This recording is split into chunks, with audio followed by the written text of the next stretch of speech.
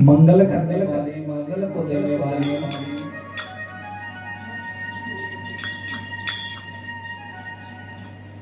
भगवान महादेव का वांग में स्वरूप शिव महापुराण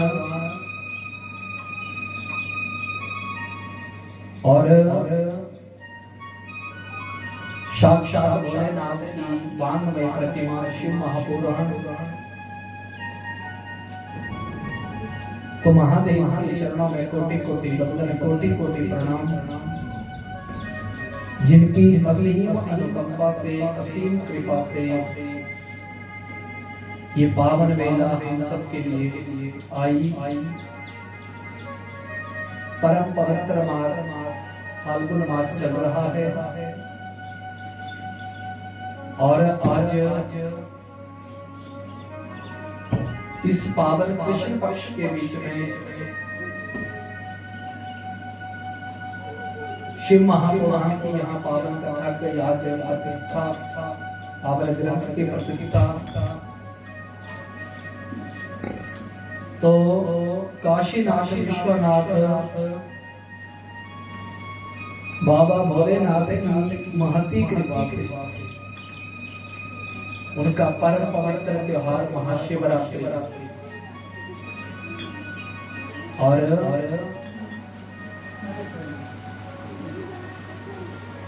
हर देवता का दिन होता है, लेकिन महादेव की रात्रि और वो भी महारात्रि। और भगवान महादेव की बड़ी महती कृपा है कि एक वर्ष पहले रखा गया कार्य आज यहाँ प्रारंभ हुआ और ये भगवान जी की कृपा है। और देखो तीन ऋतुएं एक साथ इकट्ठी हुई है। शरद ऋतु जाने वाली है और ग्रीष्म ऋतु आने वाली और बीच में बरसात चल रही है। बोल है ना बात। तीनों ऋतु एक साथ है। सर्दी भी है, जब यात्रा जल में यात्रा में गए तो गर्मी पड़ रही, तो गर्मी प्रारंभ हो गई, और जब यात्रा पूर्ण हुई तो बरसात प्रारंभ हो गई। तो ये महादेव की बड़ी महती कृपा है। और ये उन महादेव की कथा है जो महाकाल है और जिनकी कृपा से हमारा सबका गुजारा चला है, क्योंकि अन्न के दाता है परमात्मा भोलेनाथ। तो यहाँ के कुल देवता, ग्राम देवता, स्थान देवता, वास्तु देवता, पहाड़िया देवता, पितर देवता, इनके चरणों में प्रणाम। और इस धर्म यज्ञ में उपस्थित कथा के यजमान भक्तिमयी माताएं, विद्वान, बुद्धिजीवी, स्नेह बालक सबको व्यास से जय श्री राम। आइए भगवत नाम से कथा में प्रवेश करें। बोलिए शंकर भगवान की जय, उमापति महादेव की जय। शिवाय नमः शिवाय, नमः शिवाय, नमः शिवाय, नमः शिवाय, नमः शिवाय, नमः शिवाय, नमः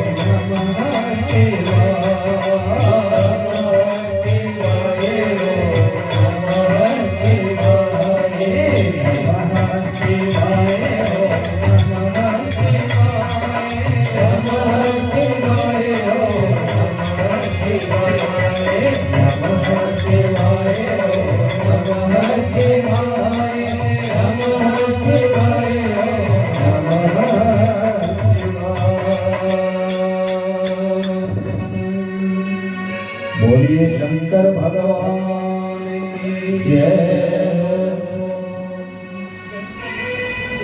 आइए आइए कथा सभा में प्रवेश करें। श्री भगवान वेद व्यास के द्वारा रचित भगवान महान ये पावन झांकी जिसका हम रसपान करने जा रहे हैं। भगवान महादेव की बड़ी महती कृपा है और श्री वेद व्यास जी ने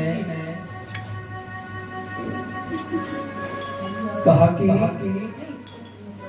धर्म क्षेत्रे महाक्षेत्रे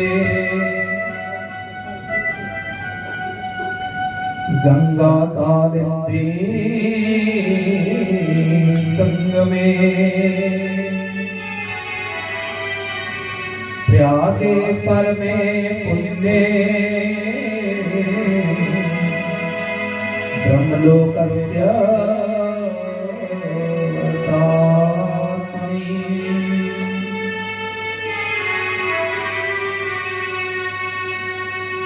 व्यासी कहते हैं कि जो धर्म का महान क्षेत्र है, धर्म क्षेत्र महाक्षेत्र यानी धर्म का महान क्षेत्र, गंगा कालिंदी संगमे यानी जहां गंगा यमुना और गुप्त रूप में मां सरस्वती का मिलन होता है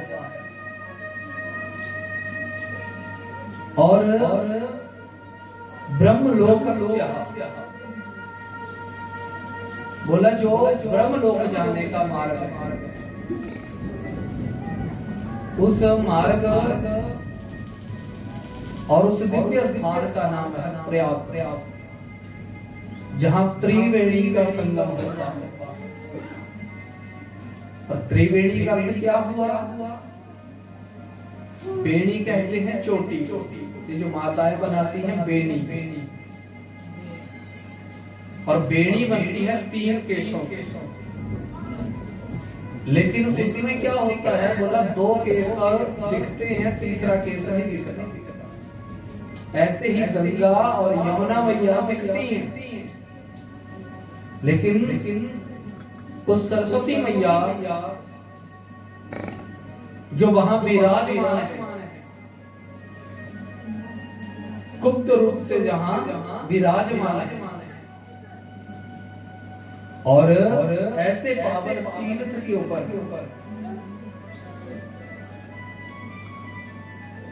सत्य व्रत पर रहने वाले महातेजस्वी महाभाग सूत आदि सौनक आदि ऋषियों ने एक विशाल यज्ञ का आयोजन किया, और उस आयोजन को सुनकर के अनेकों बड़े बड़े संत शिरोमणि वहां विराजमान हुए। और जैसे ही वहां विराजमान हुए तो उस यज्ञ को सुनकर के रोमहर्षण नाम के महामुनि भी आए, रोमहर्षण, और जिनको लोग सूत जी कहते हैं। तो सूत जी महाराज जिनका वहां आगमन हुआ,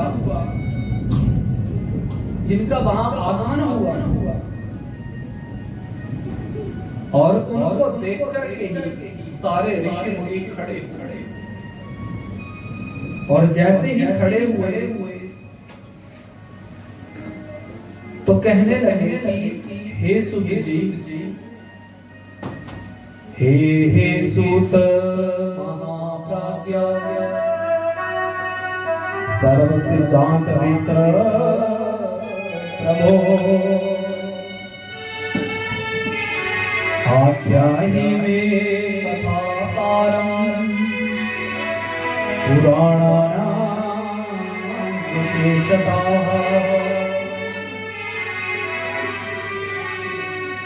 सौनक जी कहने लगे, हे महाज्ञानी, हे महात्मास्मि, संपूर्ण सिद्धांतों के आप ज्ञाता हैं, और पौराणिक कथाओं के सार को आप भली भांति जानते हैं। हे मुनिवर, आप अपने विवेक के द्वारा हमारे अंतःकरण को पवित्र करिए। अज्ञान भ्रांत विध्वंस कोटि सूर्य संप्रवाह, कि आप अपने ज्ञान के द्वारा हमारे अंतःकरण में जो अज्ञान रूपी चट्टानें हैं ना, उनको आप विध्वंस करिए। और हे गुरुदेव, क्योंकि भगवान का नाम ही है जो जीव को शुद्ध करता है, पवित्र करता है, और भगवान के नाम में और भगवान के काम में संसार की वस्तु को जगह नहीं आती। जब तक आप राम राम बोलते रहेंगे ना मुंह में, आपके दिमाग में कोई तीसरी बात नहीं आ सकती। लेकिन राम छोड़ेंगे ना, तो संसार की वस्तु में अपने आप घुसना शुरू हो जाएगी, अपने आप ही। क्योंकि भगवान के नाम और भगवान के काम में तीसरी वस्तु को अधिकार ही नहीं, और आ भी नहीं सकती। इसलिए हे मुनिवर, धन्य स्वामी मुनि शार्दूल श्रवणम प्रति लालसा, आप हमारे अंतःकरण को पवित्र करिए। तो सूत जी महाराज कहने लगे, और देखने उन्होंने ये सोचा कि देखो ये जो सौनक है ना, ये कोई चलते फिरते महात्मा थोड़ी है, ये तो स्वयं मनीषी बहुत बड़े विद्वान है। और वयोवृद्ध महात्मा है, बड़े भारी वृद्ध। और सूत जी की आयु अभी कम है, छोटी है इससे। लेकिन सूत जी ने सोचा कि ये वयोवृद्ध महात्मा जो सब कुछ स्वयं जानते हैं, लेकिन फिर भी हमारी इतना मान कर रहे हैं, तो हमको भी इनको प्रणाम करना है। लेकिन इन्होंने अब ये कहा है कि आप हमारे अंतःकरण को पवित्र करिए। ठीक है, करेंगे, लेकिन इनको भी तो हमें प्रणाम करना चाहिए। तो उन्होंने क्या बोला? धन्यस्त्वं मुनि शार्दूल। हे सौनक जी, आप धन्य हैं, आप धन्य हैं। आपका हृदय इतना विशाल कि भगवान की कथा सुनने के लिए आपके अंदर इतनी लालसा है। आप धन्य हैं, आप धन्य हैं। देखो, प्रणाम भी कर दिया और स्तुति भी कर दी।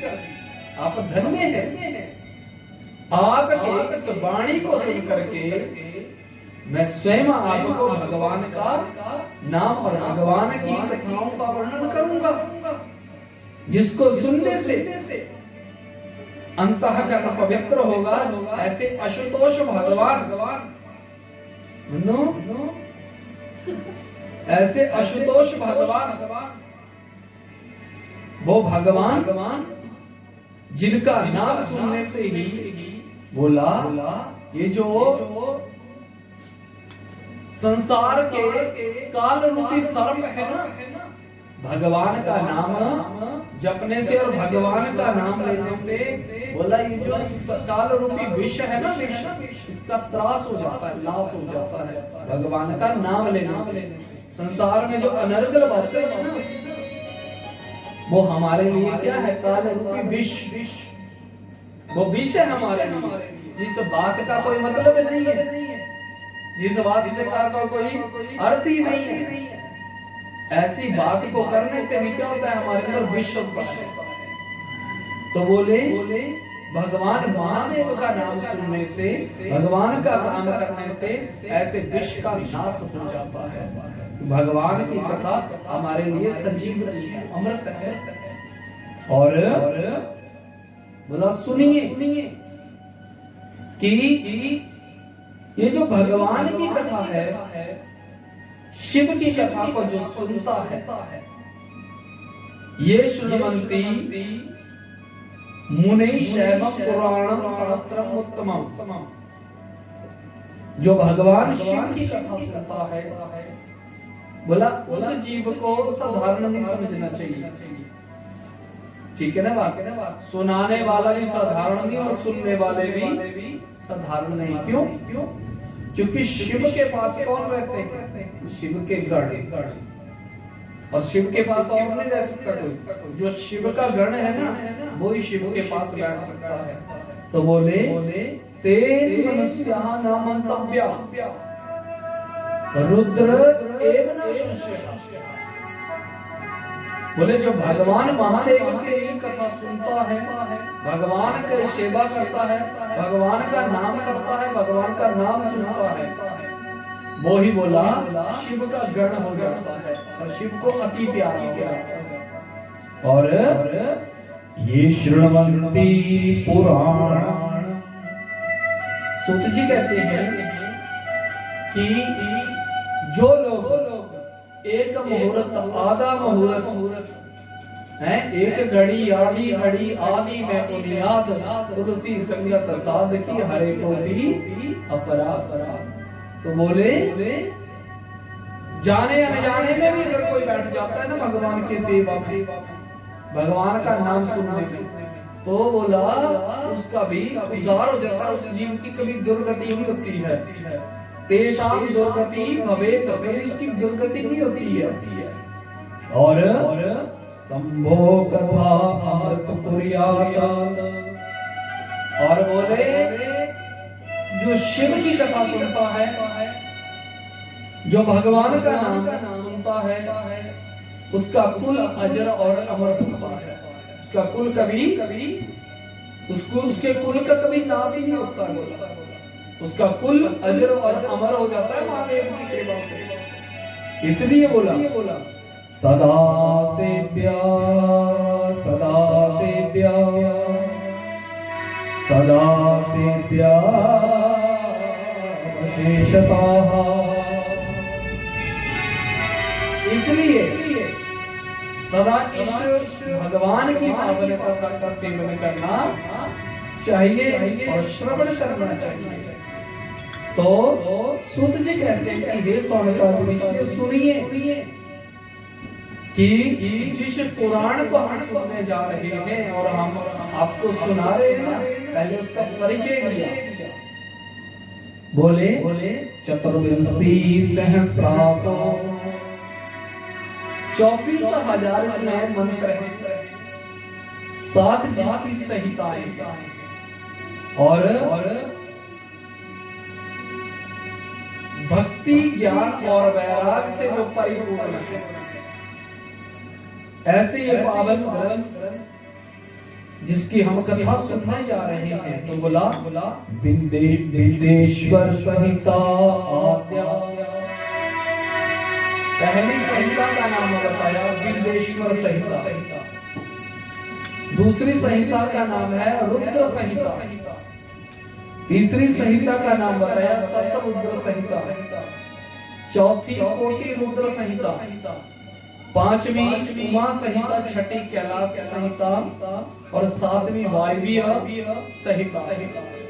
24,000 इसके मंत्र बताए गए और भगवान महादेव की जो कथा है, जो आदर पूर्वक पढ़ता है, आदर पूर्वक सुनता है, बोले भगवान महादेव की कृपा से उसको मोक्ष और उसकी सद्गति होती है और भगवान शिवलोक की भी प्राप्ति होती है। जब शरीर छूटेगा बोला महादेव के घर की प्राप्ति होती है। इसका फल क्या बताया, कितना फल है बोला अश्वमेध सहस्राणि वाजपेयी शतानि च,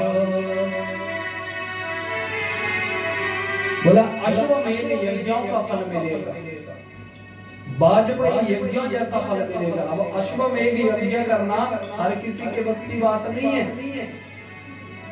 अश्वमेध यज्ञ हर कोई थोड़ी कर सकता, हर किसी को करने का अधिकार नहीं है, और तो और ब्राह्मणों को भी अधिकार नहीं है अश्वमेध यज्ञ करने का। बोले अश्वमेध यज्ञ होता है 365 दिन का, समझे ना जी बात, कितने दिन का, 365 दिन का। अब सोचो कलयुग के लोगों को है इतना टाइम, हाँ यहाँ घर में सत्यनारायण की कथा करवाते लोगों को तब टाइम मिल रहा, इतनी व्यस्तता हो गई जीवन में, काम कुछ भी नहीं है। लेकिन कली काल का प्रभाव है और आलस है, अभिमान में हम बैठना नहीं चाहते हैं। किसी भी चीज का अभिमान हो जाएगा, धनवान हो गए, विद्यावान हो गए, गुणवान हो गए, कोई भी वान हो गए, बैठना अच्छा नहीं लगता, सुनना अच्छा नहीं लगता। क्यों सुनना क्यों अच्छा नहीं लगता? क्योंकि यहाँ जब बैठना है तो अनुशासन में बैठना पड़ेगा, नियम में रहना पड़ेगा। और कलिकाल का क्या प्रभाव है कि लोग कहाँ जाना पसंद करेंगे? जहाँ कलियुग का प्रभाव है, रोक टोक कोई नहीं है, हैं? और कुसंग का पूरा असर है, वहां लोग बैठना और जाना पसंद करते हैं। लेकिन कितने दिन उछलोगे कलियुग के साथ, कितने दिन उछलोगे? 1 दिन, 10 दिन, 1 साल, 10 साल, कितने दिन बाद में फिर बैठना ही पड़ेगा। बोलो है कि नहीं? मरने के लिए भी जब प्राण नहीं निकलते ना, तो लोग क्या बोलते हैं, राम का नाम सुनाओ, सत्यनारायण की कथा करवा दो कोई, या कोई संकल्प करवा दो कोई, है तो नहीं फंसा काम। और काम क्या है? भगवान से बड़ा कोई काम नहीं है संसार में। बोलिए शंकर भगवान जय, उमापति महादेव की जय हो। कम बंदे तेरे मुकरने कदे मुकरने बंदा मुकरा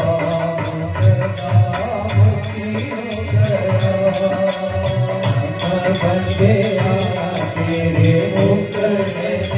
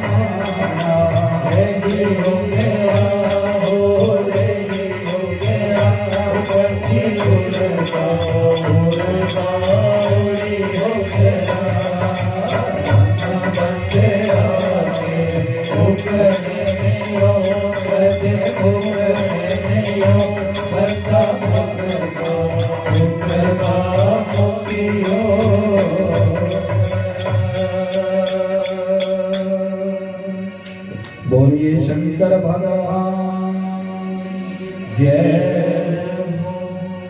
नित्यं शिव पुराणस्य श्लोकं श्लोकवर्धमेव च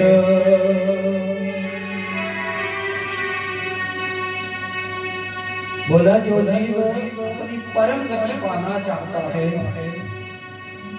या जो भी काम कोशिश यही करे शिव भगवान का आश्रय। ये दयालु कृपालु भगवान है, समस्त मनोकामनाओं को पूर्ण करते हैं और चतुर्वर्ग पदम शैवम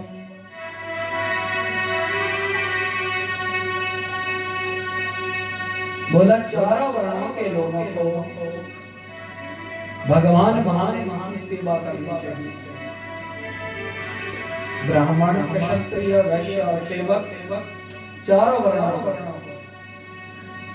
क्योंकि शिव देवता है, देवनी महादेव है, क्योंकि इनकी पूजा देवता ही नहीं करते। भूत प्रेत पिशाच सब इनके आश्रय में रहते हैं। और महादेव ये इतने दयालु, ये इतने कृपालु। बोलो भगवान नारायण की अगर सेवा में जाओगे ना तो कई कुछ लगेगा, लेकिन महादेव की सेवा है ना, एक पानी का लोटा घर से भी नहीं लाना है, मत लाओ, मंदिर से ले लो। लोटा भी वही का, जल भी वही का, और उसी को अगर चढ़ा दोगे ना तो सोचो महादेव प्रसन्न हो जाते हैं। इतने दयालु, इतने कृपालु। और आप कभी भी जाओ इनके मंदिर में, हर वक्त खुला है। ये तो चोर लुटेरे हो गए थोड़ा ना कली काल के प्रभाव में, नहीं तो शिव मंदिरों में तो ताला भी नहीं लगता। बोलो है कि नहीं? क्योंकि शिव मंदिरों में ताले नहीं लगते। ये तो आधी रात को भी खुला है मंदिर, आधी रात को भी जाओगे, आधी रात को भी सेवा करोगे तो भी फल मिलेगा।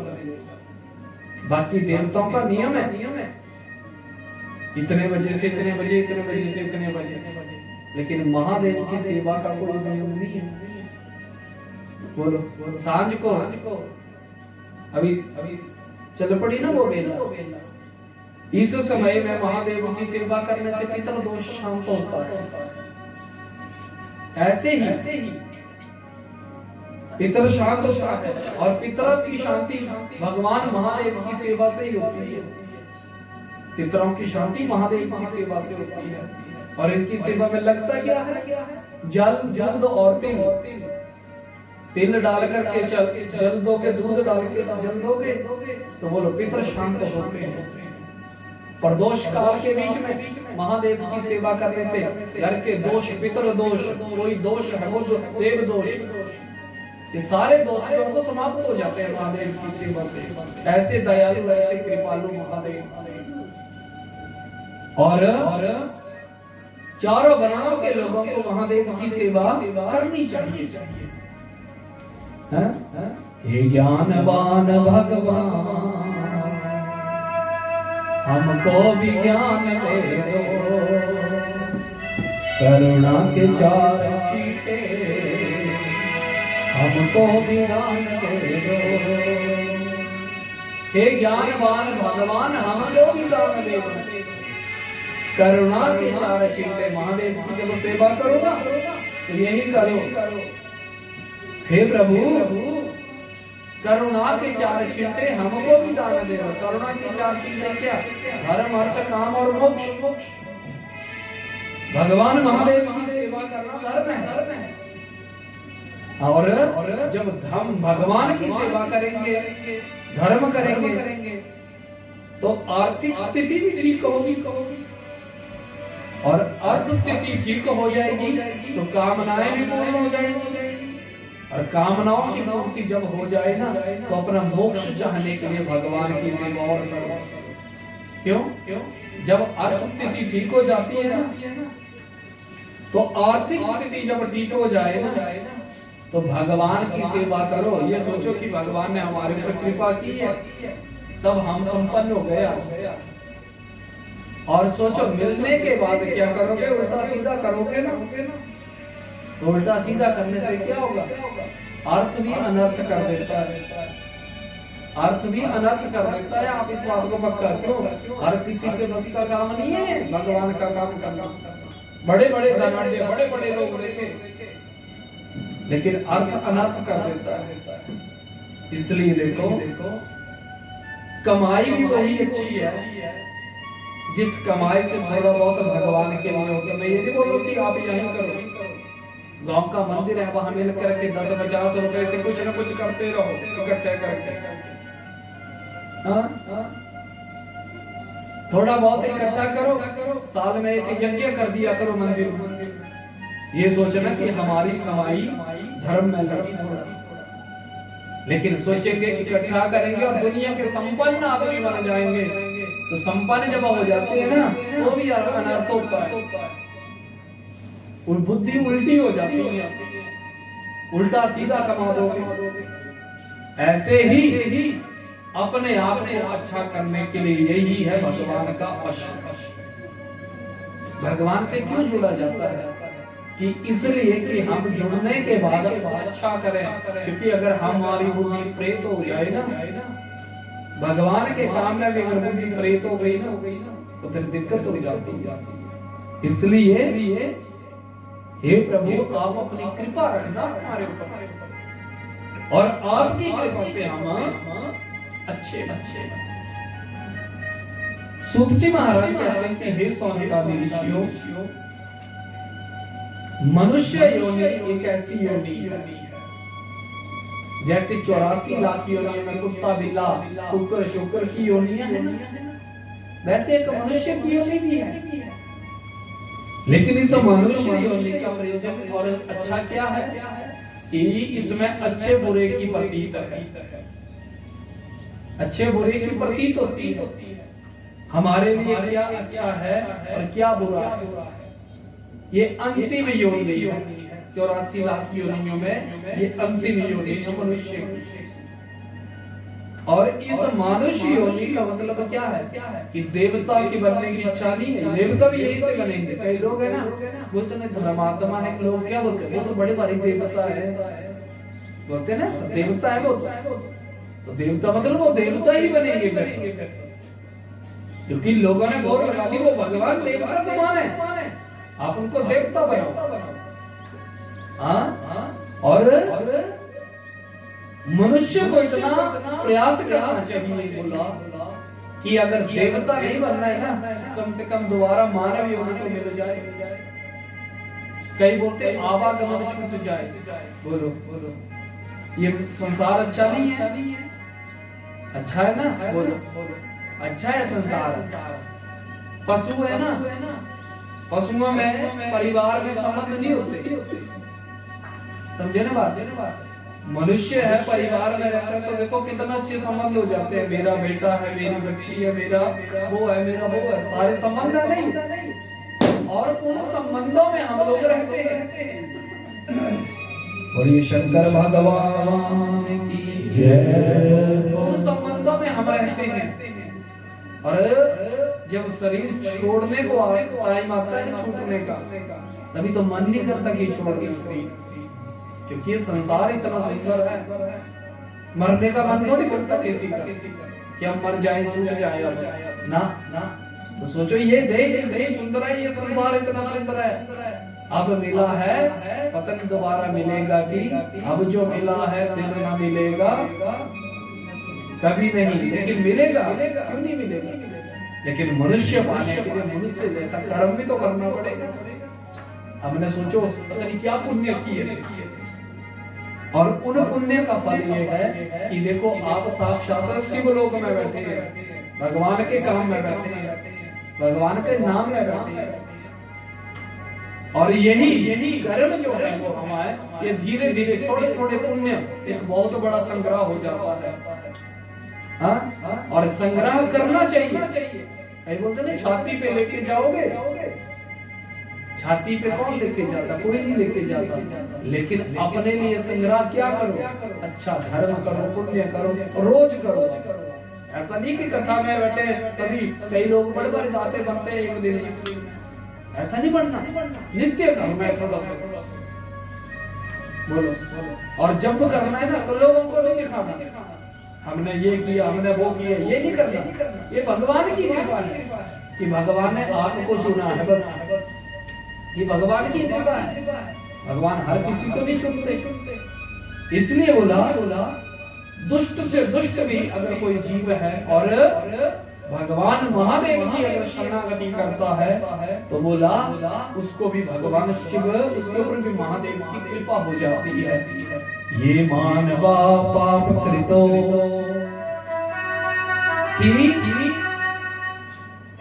जिस आदमी ने, जिस जीव ने, जिस मनुष्य ने पाप किए हो, लेकिन जाने अनजाने में अगर महादेव की शरणागति करता है ना तो महादेव की कृपा हो जाती है।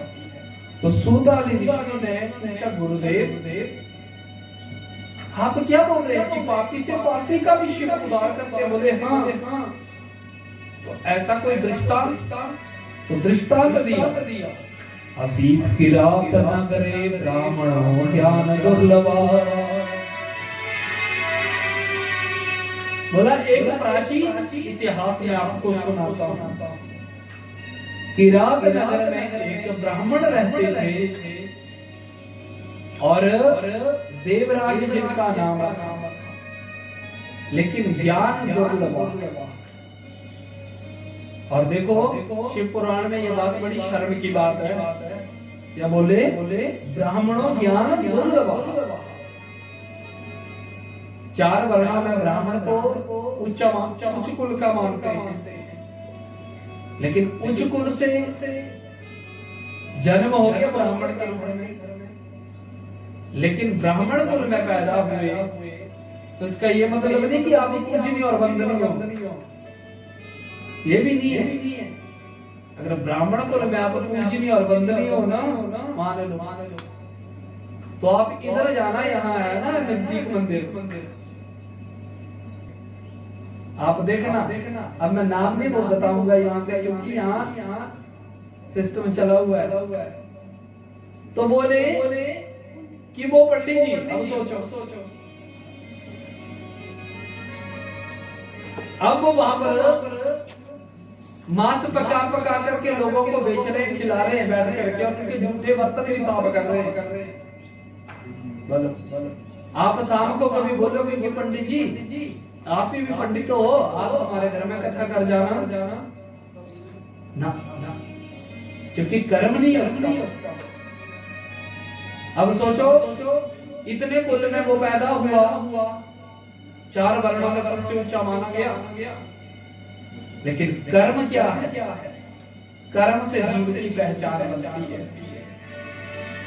और ब्राह्मण को यह लिखा जाए कि ज्ञान दुर्लभ।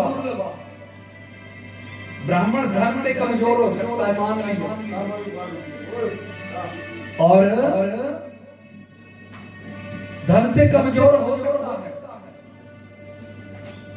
बल से कमजोर हो सकता है, लेकिन ब्राह्मण बोला ज्ञान से कमजोर नहीं होता। और जो ब्राह्मण होगा वो ज्ञान से कभी कमजोर नहीं होता है। क्यों? क्योंकि ब्राह्मण 4 वर्णों में समाज की क्या है? स्मरण शक्ति है। ये पूरा शरीर नहीं, इसमें जो मुख है वो ब्राह्मण है, बाजू क्षत्रिय होते हैं, पेट वैश्य होता है, और पैर सेवक होते हैं। पैर कट जाए ना तो आदमी मरता नहीं है, जी जाता है। फिर पेट के कईयों के 2-2, 4-4, 5-5 ऑपरेशन भी हो गए, लेकिन जिंदा है। बाजू कट जाए, अंगुली कट जाए तो शरीर नहीं मरता, लेकिन अगर गला ही कट जाए तो शरीर खत्म हो गया, तीनों नीचे के सारी व्यवस्था खराब हो गई। और ब्राह्मण कौन है? समाज की व्यवस्था, स्मरण शक्ति है। लेकिन अगर ब्राह्मण पतित हो जाए ना तो तीनों वर्ण अपने आप ही खराब हो जाते। और ऐसे ही ये देवराज ब्राह्मण था। देवराज की ख्यातो वो रस विक्रेता था, रस बेचता था, और अधर्म से उसने धन कमाया। और अधर्म से जब धन कमाया तो एक दिन की बात है, एकदा तड़ाके सा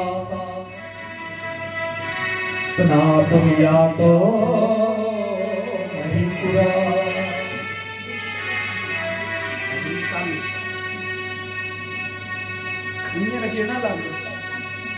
बोलिए शंकर भगवान जय हो, उमापति महादेव जय हो।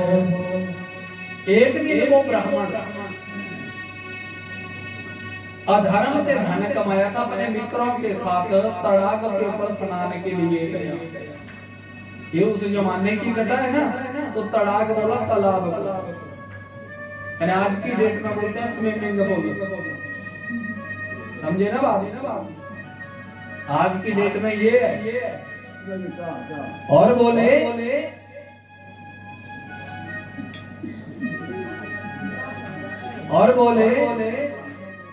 कि वो तड़ाग में स्नान के लिए जब गया,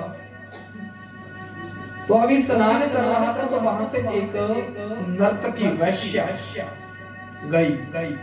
वैश्यां शोभावती नामा दृष्ट्वा तत्र अति विहला।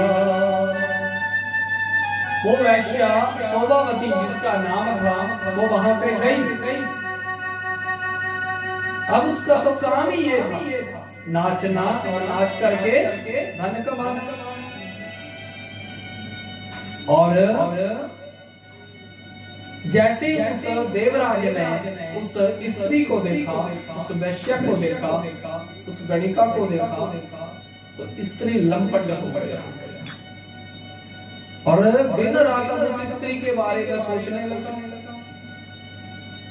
सबसे पूछता अपने मित्रों से, पता करो वो कहाँ रहती है, कहाँ है। सब पूछे क्यों? बोला मन करता है उससे अब मैं ब्याह कर लूंगा। घर में जब इस बात का पता चला, तो उसकी पत्नी ने समझाया आप क्या कर रहे हैं? माता पिता जो पत्नी माता पिता ने भी समझाया, देखो बच्चे ये काम गलत है। तुम्हारा अपना परिवार है, तुम्हारा अपना सब कुछ है, तुम्हें क्या जरूरत पड़ी है ऐसा करने की? और हमारे होते हो आप ये पाप नहीं कर सकते। और इसने क्या किया? देखो ये इतना दुष्ट, उस वैश्या के चक्कर में इसने क्या किया कि माता पिता और पत्नी को विष दे दिया, विष भी जहर, और तीनों को मार दिया। जब मार दिया, उनका वध कर दिया, तो बोला सारा जितना घर का धन था ना, जितने आभूषण थे उनको भी इकट्ठा किया, जाकर के उस वैश्या के पास पहुंच गया।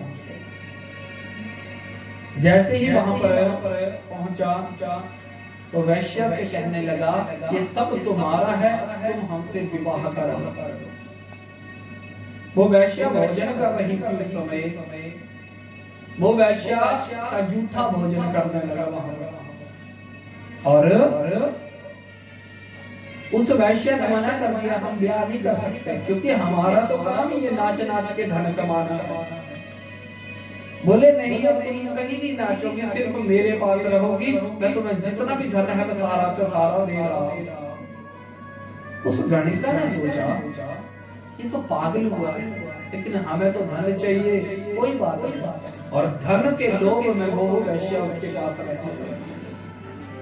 समय बीत गया और एक दिन, अब देखो है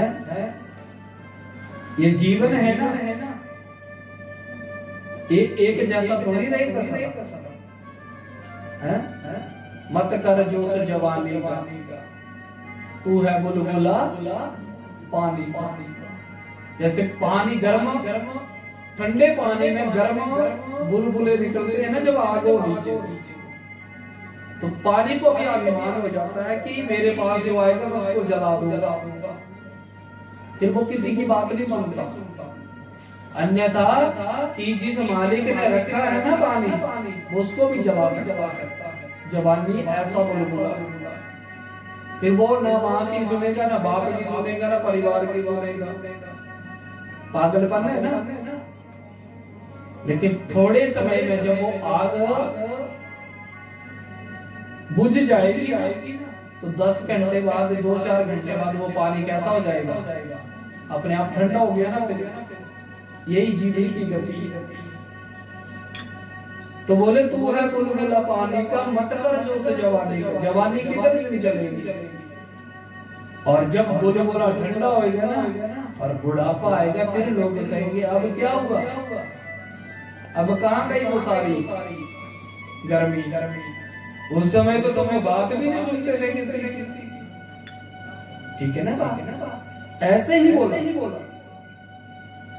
अब वैश्या भाग गई, वृद्ध हो गए तो रोगों ने घेर लिया, भाग गई, वो छोड़ के चली गई, अकेला घर में मरने लगा। लोगों ने भोजन भी नहीं दिया, वो भूखा मरने लगा। क्यों? जिसने माँ को मार दिया, पिता को मार दिया, इससे बड़ा आतताई कौन होगा, आतंकवादी कौन होगा?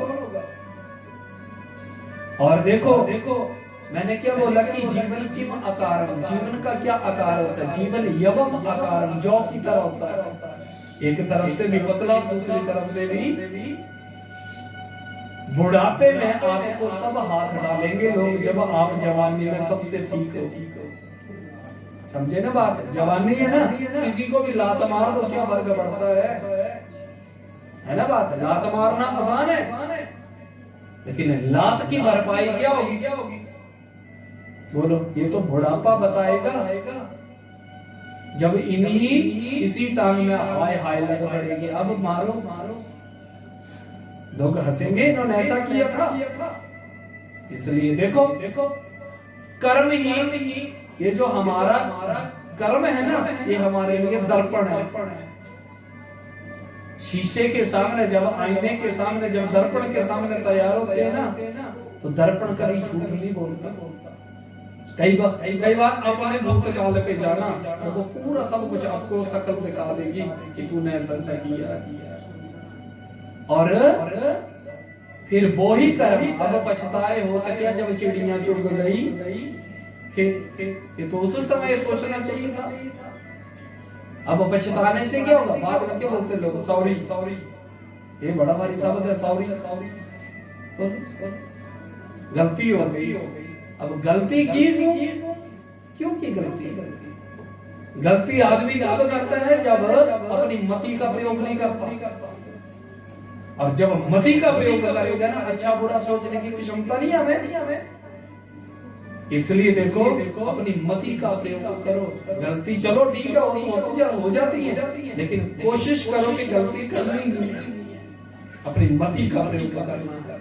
और मति का प्रयोग से जब बुद्धि का प्रयोग होएगा तो हम गलत नहीं कर सकते जीवन। ऐसे ही बोला उस समय तो उसने उस वैश्या के लिए इतना पागलपन चढ़ा ना, लेकिन ये मति नहीं लगाई कि अंत में कौन मुझे देखेगा,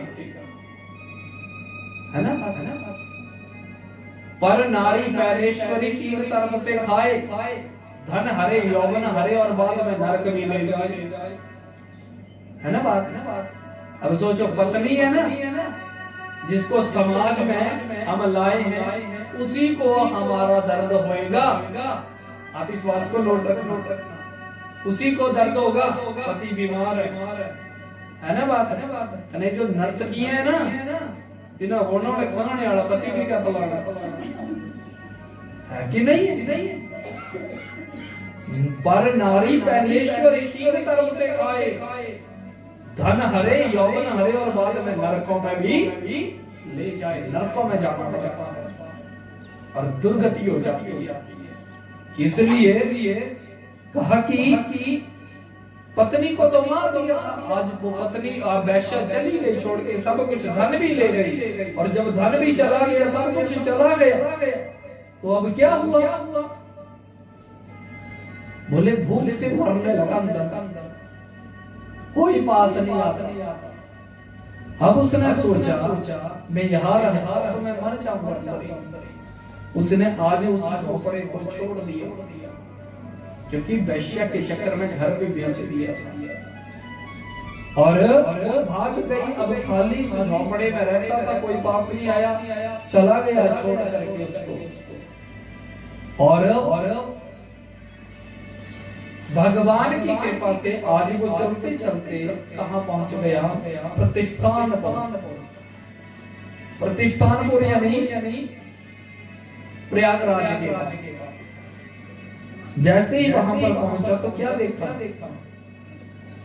वहां पर बड़े बड़े साधु, बड़े बड़े महात्मा, बड़ी बड़ी आत्माएं आपस में सलाह कर रही है। अब वो वहां पर बैठ गया जाकर, थोड़ी ही देर में क्या देखा कि बहुत ज्यादा लोग एकदम इकट्ठे हो गए। वो देवराज पूछने लगा, ये महाराज ये कौन सा मंदिर है? बोला ये मंदिर नहीं है। बोले तो? बोला ये देवालय है। मंदिर एक देवता का होता है और देवालय महादेव का होता है, जहाँ सारे देवता आते हैं और बैठ करके महादेव की सेवा करते हैं। ये देवालय। अच्छा अच्छा। पूछे यहाँ क्या है? बोले यहाँ पर कथा हो रही है, भगवान का नाम चला हुआ। अच्छा अच्छा। चला गया वो। उसने सोचा कि कथा चली है, भगवान का नाम चला है, ठीक है, मैं थोड़ी देर बैठता हूँ ताकि पेट में कुछ खाने को मिल जाए, पेट भर जाए जिससे थोड़ा। और जैसे ही वो बैठ गया, वो कथा जैसे चल रही है, 1 घंटा 2 घंटा 3 घंटा 4 घंटा जो भी चलेगी, ऐसे ही वो बैठा। लेकिन वो कथा सुनने के लिए थोड़ी बैठा। वो क्यों बैठा था?